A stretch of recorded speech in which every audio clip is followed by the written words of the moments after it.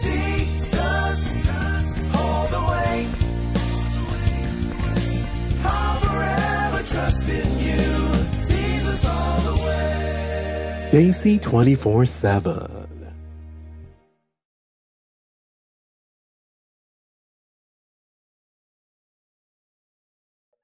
Second Chronicles chapter 16 and verse 9 says, "The eye of the Lord run to and fro the whole earth to show himself strong on behalf of those whose hearts are perfect toward him." Well, what if God were blind? He might have had a hard time trying to follow us and try to find us. More so, he may have had a hard time trying to save because he may not know who to save if he were blind. I'm thankful that he is not blind. Unfortunately, some of us have a challenge in seeing, and today we look at a part of the body that is entitled, that you know, as being the eye. And we are happy to have Dr. Gerald Ewo, who is a trained and skilled and a long-time optometrist, who's going to help us unravel some of these questions surrounding the human eye. Thank you, Doc, for joining us today on JC24 7. First of all, and how does one see, and what is known by 20/20 vision? Let me start with the 20/20 vision. Sure. When we say someone has 20/20, we are talking in terms of measurement of feet. It means a normal person can see an object 20 feet away. And if this person has 20/20, this person can see the same object 20 feet away as against, just like a normal person. You understand it better when we say 20/40. 20/40 means the individual that has a 20/40 vision will see an object 20 feet away or within 20 feet, what a normal sighted person will see at 40 feet away. Okay. Now, to understand it better, we talk about legal blindness. Right. And the figure we use for legal blindness is 20/200 in the better eye corrected with vision. That means what a normal person can see 20 feet away, this individual will have to come within what a normal person can see 200 feet away, this individual will come within 20 feet to see it. Okay. I must point out something here. The measurement is in feet. In certain parts of the world, like UK, they use meters. Okay. So they call it 6/6, Okay. which is equivalent of 20/20. All right. It also means you can see, a normal person can see an object 6 meters away clearly. If you have a 6/6 vision, you can see the same object. Okay. But if you have a 6/12 vision, it simply means a normal sighted person will see an object 6 feet away. This individual would not be able to make it out. So turn it around, this individual will have to come 6 meters closer than what a normal sighted person will see at 12 meters away. Does being legally blind, is it the same thing as being visually impaired, or are they one and the same thing? Interestingly, is part of the classification we call visual impairment. Right. Very well. Now, visual impairment has to do with categories of disease conditions that affect the vision, in which this individual is not able to function at an optimal level, even with correction. So you have what we call totally blind. Totally blind is one. You cannot see anything entirely. Usually caused by blunt trauma or physical conditions or damage to the optic nerve. Then you now have the legal blindness, which I just explained about 20/200. You know, you also have people that have low vision. Low vision is they can function with the aid of magnifying objects to see things clearly, right? And then the last part is someone that is partially sighted, which means with correction they can still function, but you still have certain element of visual impairment. Let me bring up something interesting here. Color blindness in certain areas. Countries is considered visual impairment, while in some other areas it's just seen as a disease condition, but it is one of the sub-classifications of visual impairment. So it is true that somebody could be colorblind? Yes, it is true. So when women say that men are colorblind, they're being truthful? Well, as I said, that's more in the romantic field of it per se. But yes, there's what is called color blindness. Okay, what causes it? A lot of factors. To make it easy for you to understand, you have two categories. You have the one that is called inherited color blindness, and you have the ones that are secondary to disease condition, acquired disease conditions. So it's simply put, at the back of the eyes, there are certain cells that are responsible for color perception. And these cells can, in a layman term, said to be the red, the blue, and the green. If any is defective, you will not see colors the way they're supposed to see. you will see certain desaturation of colors, right? So that's what you have in color blindness. In the acquired form of color blindness, it's usually secondary to a disease condition. Certain disease conditions like cataract could lead to color blindness, glaucoma, macular degenerations, and interestingly, certain medications like antibiotics or medications that are used to treat nerve disorders can lead to certain level of color blindness. So yes, there's something like color blindness. All right, yes. all right. Well, but there's hope. There's a cure for it, I suppose. Well, there's hope for the acquired color blindness in the sense that once you treat the underlying factors, most times it improves. For the inherited form, presently research is being going on the genetic factors, and in the near future we should have corrections. What we do, we use certain glasses that has color filters for these individuals to help improve the brightness of color. Unfortunately, some people that are colorblind, especially the inherited color blindness, they find it more confusing than helpful. Yeah, but there's hope, yes. Light, and I want to come back to the old question as to how does the eye see, or how do we see? But what part does light play, even as you seek to answer the question as to how do we see? Right. Interesting, light plays a very vital role in vision development. And it means to make you understand it better. At the early stage of light formation or light formation, when children are born, they need that exposure to light for the vision to develop, especially the visual cells. And if it doesn't develop very well, they could have certain form of visual impairment. Right. Let me show you a chart here. This will give you a better idea how we'll see and the role the light plays. Now, the vision, our vision, light comes to our eyes, travels through space, and it comes into contact with the first part of the eye called the cornea. Now, which is the clear part of the eye. Now, the cornea refracts the light, and it passes through the lens. Now, let me just point out one thing about the lens here. If, in a layman term, if you have a stronger power in the lens, light is converged. It doesn't get to the back of the eye. It gets somewhere in between, in which case you say somebody is nearsighted.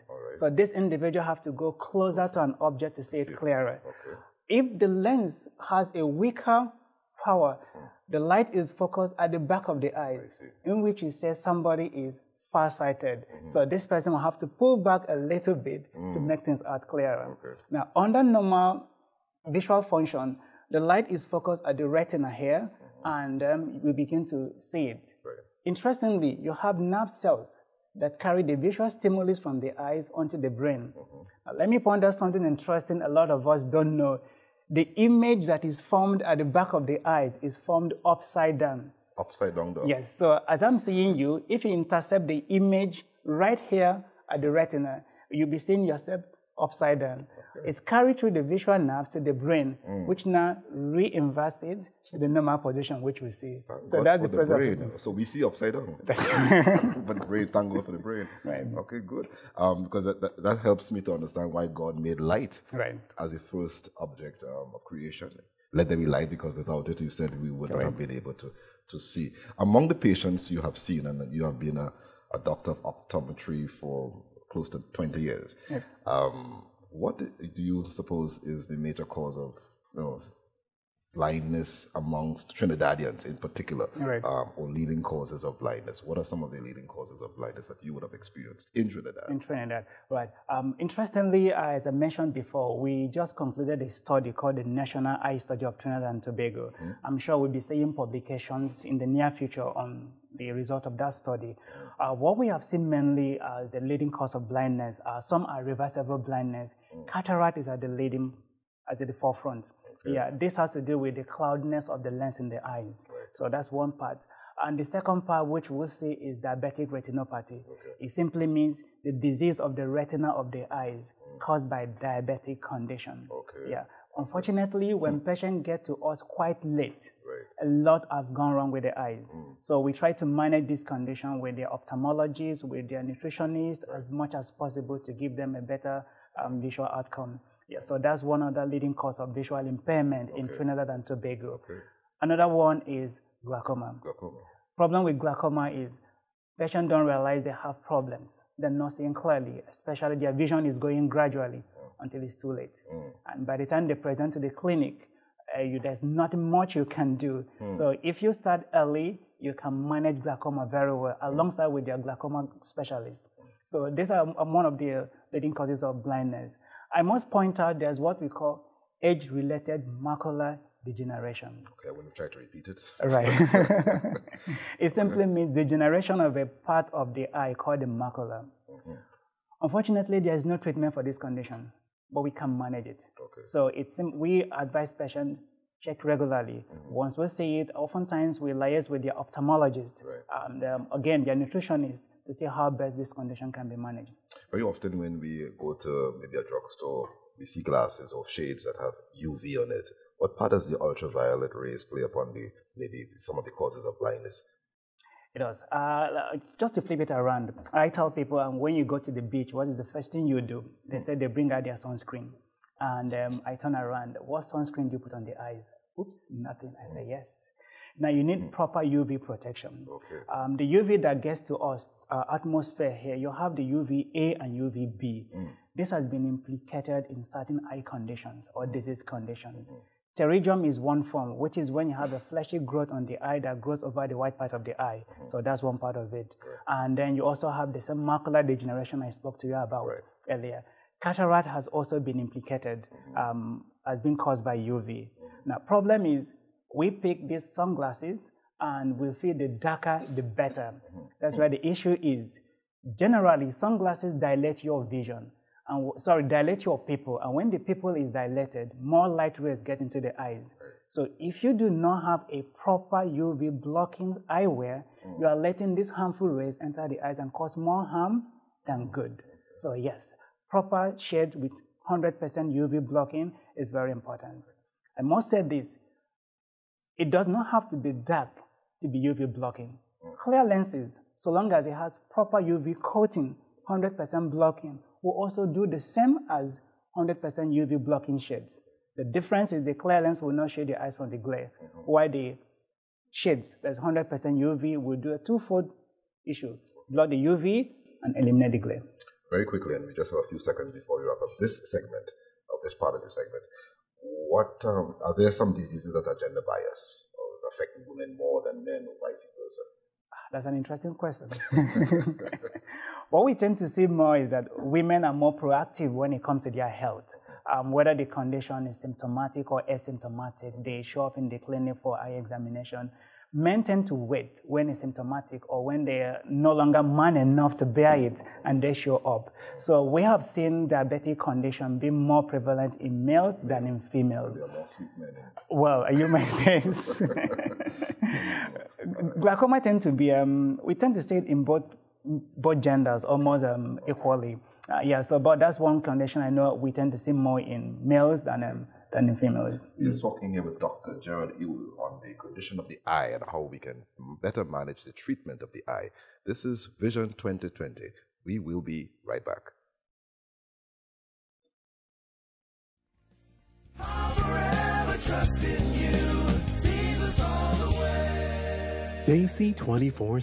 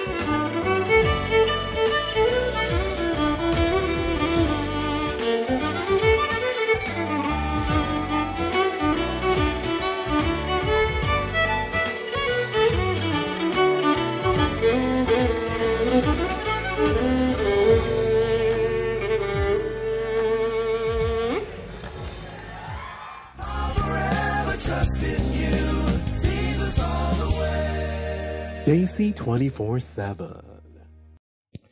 I'm here with Dr. Gerard Iwu as we look at the subject of Vision 2020, examining the human eye. Doc, I have heard it said that a person's health can be determined by the patterns, colors, and characteristics of the iris under the study of iridology. How true is this claim? Interestingly, iridology tries to tell the general health of the individual, as you rightly said, by the characteristic pattern of the iris. My first exposure to iridology happened to be over 10 years ago, and a patient showed me a chart and told me to take a look at the eyes, that I will be able to make some diagnosis. Interestingly, he said, if a woman is pregnant, it's so easy to see the baby right on the iris. That got me interested. That should be interesting because indeed. next door, my colleague happened to be in her third trimester. So I sat her down, took a look, and I didn't see anything. So I began researching more into iridology. What I found that happens to be one, it is not evidence-based medicine, right? Basically, it can be seen as predictions. And one of the leading proponents of iridology, Bernard Jensen, in 1979, was thought to prove the basis for his diagnosis. He had up to 149 patients, and 48 of them had kidney problems. He was not able to distinguish those that had problems from those that did not have problems. So as I said, my own view is I prefer evidence-based medicine. That's where my training is, evidence-based eye care. You know, I could look into the eyes, especially with somebody that has diabetic condition. I'll be able to tell if the patient doesn't know you have a problem here. I need you to see your general practitioner and do a follow-up. So a word of caution will be issued in terms of putting investment into such a study. At least in its truthfulness, I suppose. I think that's what I'm hearing you saying. But there are lots of folk who wait until they have eye problems before they go to the optometrist for treatment or for at least an examination. Is this advisable? Not advisable, and we cannot say it enough. Certainly, there's a program we call Check Yearly, See Clearly. So we try to advise patients. I like that. Check yearly, see clearly. Correct. The whole aim is there are certain disease conditions that will show you no sign. They are asymptomatic. Take glaucoma, for instance. I had a patient that came in to him. As far as he was concerned, everything was good. And we'll be able to pick up glaucoma and start treatment with his glaucoma specialist. And he asked me one question. If I didn't come up now, what will have happened? I told him, in 6 months' time, you will have been partially blind in one eye. So just to give you some of the conditions we see at the clinic, it's very important to check yearly and regularly. Are there foodstuffs a person can partake of in order to prevent some of the diseases that affect and afflict the eye? It is a very interesting topic. We've been given lectures on nutrition and the eyes. You must have heard years ago you're told to eat carrots. Carrot contains beta-carotene, which helps the vision cells. Again, you have certain foods, the green vegetables, they contain lutein and zeaxanthin. These are antioxidants. What they do is they neutralize the free radicals in the system. What do free radicals do? Free radicals lead to cell death, and this will lead to macular degeneration and certain eye conditions. So eating fresh fruits, vegetables, and at the same time carrots, they help in vision development, or they help in maintaining good vision. Again, we talk about exercise. People that are diabetic need to exercise regularly. This reduces some of the diabetic symptoms we see in their eyes, and that helps in their treatment with their eye care practitioner. What about eye exercises? Are there exercises specifically for the eye? We tend to recommend some, especially for some of the young ones that are having some problems. There's one we call push-up. Push-up means you hold a pencil or so at a distance, or a pen, and you look at it and you begin to bring it closer to you until it blurs, and then you now push it backwards again. When you say blur, what do you mean? You keep bringing it closer to you until it's no longer clear. At times it becomes too and then Now the first time you are doing this, you experience a little bit of eye pains when you're doing this. Similarly, the first time you're exercising, after a while you feel some aches, muscle aches. So that tells you, okay, you're exercising the muscles in the eyes. The particular muscle that is being exercised is called the ciliary muscles. Some other exercise we advise patients is look at something far away and then turn your eyes 360 degrees slowly all around. That is also exercising the muscles of the eyes that are responsible for movement. Like we can stay here, turn left, turn right, those muscles are being exercised. Do they help? Yes, they do. But if you have underlying visual conditions, Exercising will not help you that much. Okay. You need to see your eye care practitioner. Very good. Right. At the same token, what should we avoid doing to attract disease or infections to the eye? Just one to start with is we live in the tropics. In Trinidad and Tobago, for instance, our UV index is very high. We recommend once you're out there, grab your shades, 100% UV blocking shades. This help prevent certain disease conditions, cataract, macular degeneration at the long run.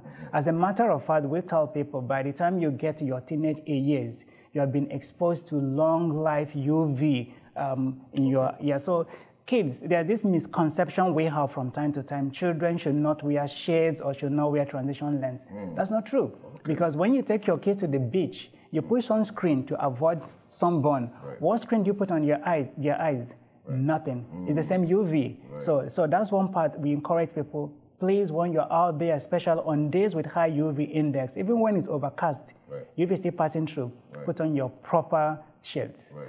Secondly, we talk about avoid self-medication. Certain medications there might, especially those that promise to take the redness away from the eyes, they constrict the blood vessels.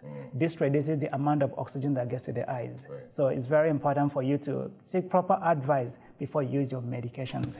There have been suggestions that the computer screen and the television screen affect the eye. Is that true, and to what extent?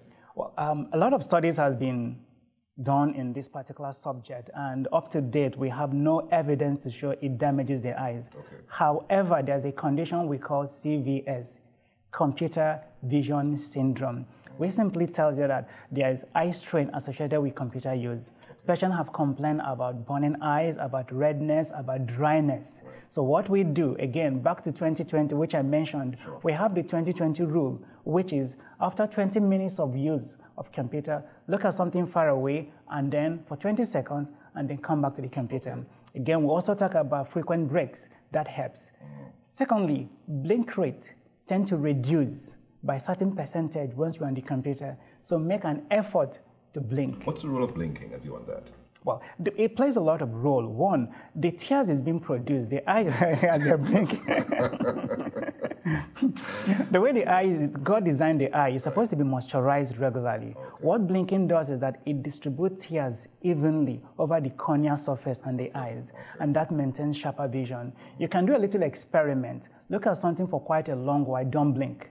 After a while, your eyes will be burning. They'll be so irritable, you'll be forced to close them and shut them. So it just boosts tears. Of course, tears also carry nutrients or nutrition to the eyes. So by blinking regularly, you're also distributing these nutrients as well as flushing away metabolic waste. So it's very important that we blink regularly. And as we seek to wrap up, Doc, how important it is for anyone, young or old, to have proper vision, 20/20 vision, or at least vision enough for us to get along? Right. Well, interestingly, there's a saying that next to the fear of death is the fear of blindness. Now, interestingly, for children, vision is very important in their academic development and even in their social development, very important. And for adults, you need to see to have a better outlook in life. So it's always very important to maintain healthy eyesight and have regular checkup. Okay, great. Well, you heard it from the doc. Doc, I want to thank you so much for joining us. I'm sure there's much more you can share with us. I want you to make a promise, a covenant, if you could join us again. I'll do my best. Thank you so much. And the pleasure is mine.